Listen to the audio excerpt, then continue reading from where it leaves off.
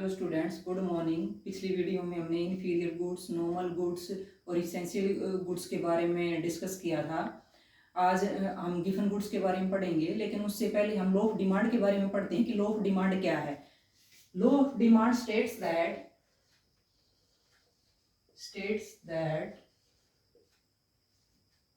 other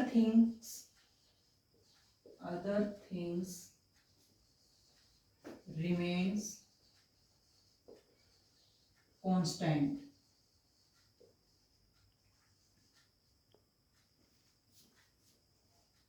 There is an inverse relationship between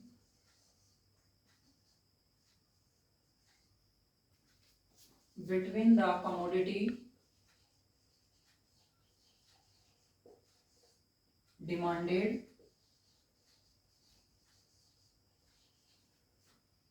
and its own price.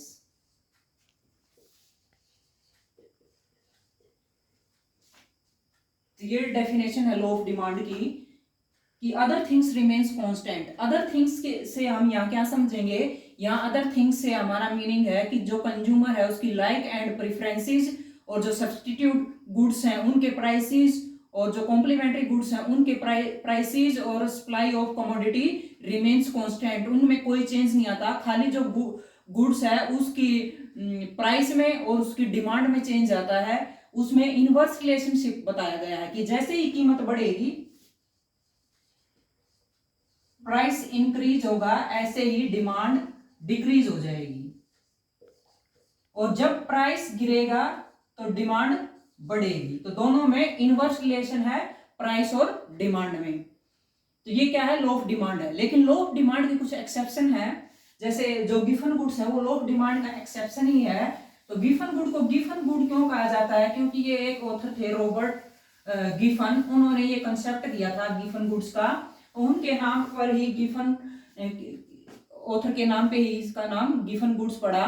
तो given goods क्या बताते हैं, लोगों की ये थिंकिंग है कि जो गिवन गुड्स हैं वो बिल्कुल ही लो क्वालिटी की होती हैं। लेकिन कोई भी goods dear student low quality की नहीं होती। जो कंज्यूमर है, कंज्यूमर का बिहेवियर है, और उस जो कंज्यूमर की इनकम है वो डिसाइड करती है कि कौन सी वस्तु किसी कंज्यूमर के लिए इन्फीरियर है या कौन सी गिवन है। अब मान लीजिए एक कंज्यूमर के पास कूलर है और उसकी इनकम इंक्रीज हो जाती है, तो इनकम इंक्रीज होने के बाद कंज्यूमर सोचेगा कि क्यों ना कूलर की जगह मैं एसी लगा लूं। तो अब जो कंज्यूमर है उसके लिए कूलर क्या हो गया, गिवन गुड हो गया, क्योंकि उसने एसी ले लिया, उसकी इनकम बढ़ गई, उसका लिविंग स्टैंडर्ड बढ़ गया। लेकिन जो एक गरीब आदमी है जिसके पास कूलर नहीं है, खाली वो पंखे में काम चला रहा है, जैसे ही वो अपना कुछ रोजगार बढ़ाता है, उसकी थोड़ी सी इनकम इंक्रीज होगी, तो गर्मी के टाइम में वो सोचेगा कि मैं एक फैन से तो गर्म हवा आ रही है, मैं एक कूलर ले लूं।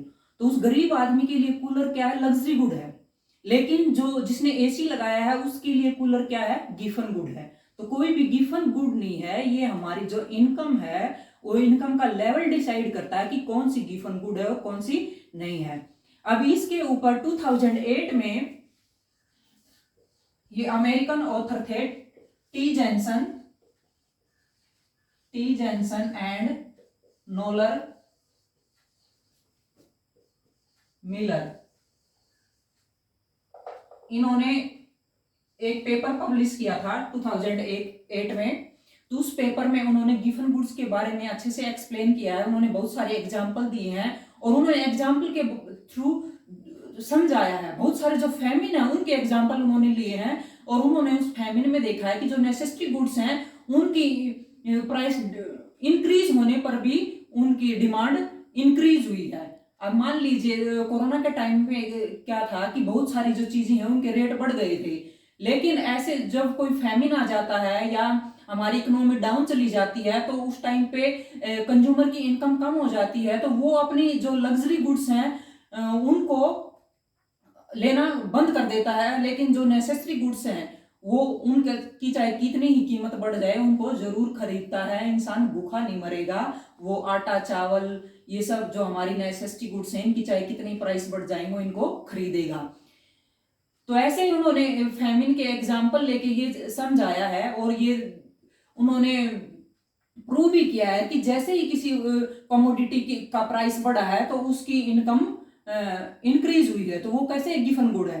तो अब हम एग्जांपल लेते हैं कि मान लीजिए एक कंज्यूमर है, बहुत पुअर कंज्यूमर है, उसके पास 50 रुपीज है। 50 रुपीज से वो क्या करता है, 30 रुपीज में एक ब्रेड का पैकेट खरीदता है, और 20 रुपीज में वो 2 kg आटा खरीद लेता है। लेकिन नेक्स्ट टाइम जब वो गया, जो आटा है वो 10 पर केजी है, 10 रुपीज पर केजी मिल रहा है। लेकिन नेक्स्ट टाइम जब वो मार्केट में गया, वो देखता है कि जो आटे की कीमत है वो 15 रुपीज पर केजी हो गई है। तो अब उसको 2 kg आटा खरीदना है तो 30 रुपीज में आएगा, तो 20 रुपीज में अब उसको कोई ब्रेड का पैकेट देगा नहीं। और अब वो ये नहीं सोचेगा कि मैं खाली 50 रुपीज में 30 रुपीज का ब्रेड का पैकेट लेके चला जाता हूँ, क्योंकि खाली ब्रेड से उसकी फैमिली का पेट नहीं भरेगा। तो वो अब कंज्यूमर क्या सोचेगा कि मैं ब्रेड के बजाय ब्रेड को छोड़ देता हूँ और 15 रुपीज से 3 kg आटा खरीद लेता हूँ, उससे मेरी फैमिली का 5-6 दिन का काम चलेगा और भरपेट भोजन कर पाएंगे। तो यहाँ पर क्या हुआ, कंज्यूमर का जो बिहेवियर है वो बिल्कुल ही लो ऑफ डिमांड के अगेंस्ट चला गया। जैसे ही आटे के प्राइस बढ़े, उसने डिमांड इंक्रीज कर दी। तो इसको हम क्या बोलेंगे, कंज्यूमर का जो बिहेवियर है वो वॉयलेट हो गया। वॉयलेट होना क्या है, किसी भी लॉ के अगेंस्ट चले जाना। तो ये लॉ ऑफ डिमांड के कंज्यूमर अगेंस्ट चला गया। लॉ ऑफ डिमांड क्या बताता है कि जब कीमत बढ़ती है तो डिमांड कम हो जाती है, लेकिन यहाँ कीमत बढ़ने पर डिमांड इंक्रीज हो गई है। तो ऐसे ही ये टी जॉनसन और नोलर मिलर ने ये प्रूव किया है कि ये जरूरी नहीं है कि किसी वस्तु की कीमत घटे तो उसकी डिमांड बढ़े। तो इसलिए गिवन गुड्स को हम एक्सेप्शन बोलते हैं लो डिमांड का। तो जो गिवन गुड्स हैं उनका इनकम इफेक्ट नेगेटिव होता है, कि जैसे ही कंज्यूमर की इनकम बढ़ेगी तो गिवन गुड्स की डिमांड कम हो जाएगी। लेकिन इन जो गिवन गुड्स है उसका प्राइस इफेक्ट पॉजिटिव होता है, कि जैसे ही कमोडिटी की का प्राइस बढ़ता है उसकी डिमांड भी साथ बढ़ जाती है। तो ये इनकम इफेक्ट और प्राइस इफेक्ट आपको गिवन गुड्स का समझ आया होगा, और जो गिवन का कंसेप्ट था वो भी आपके माइंड में क्लियर हुआ होगा। तो स्टूडेंट, ये गिवन गुड थी, तो किसी भी गुड्स को हमें गिवन नहीं समझना चाहिए। आपकी मोस्टली बुक में आप देखेंगे कि एग्जांपल मिलता है बाजरे का, कि बाजरा एक गिवन गुड है, लेकिन बाजरा गिवन गुड, हमें किसी गुड को हम कैसे गिवन मान सकते हैं। अब मान लीजिए अब मेरे को बाजरा बहुत पसंद है, तो मैं सर्दियों में बाजरे की रोटी खाना पसंद करती, तो वो कैसे गिवन गुड हो गई। तो ये किसी की लाइक और प्रेफरेंसेस पे और उसकी इनकम ये डिसाइड करती है कि कौन सी गुड्स गिवन है और कौन सी नहीं है। तो आई होप आपको ये कंसेप्ट समझ आया होगा, और प्लीज़ मेरी वीडियो को ज़्यादा से ज़्यादा शेयर करें, लाइक करें, एंड अगर आपने मेरे चैनल को सब्सक्राइब नहीं किया है तो सब्सक्राइब करें। Thank you.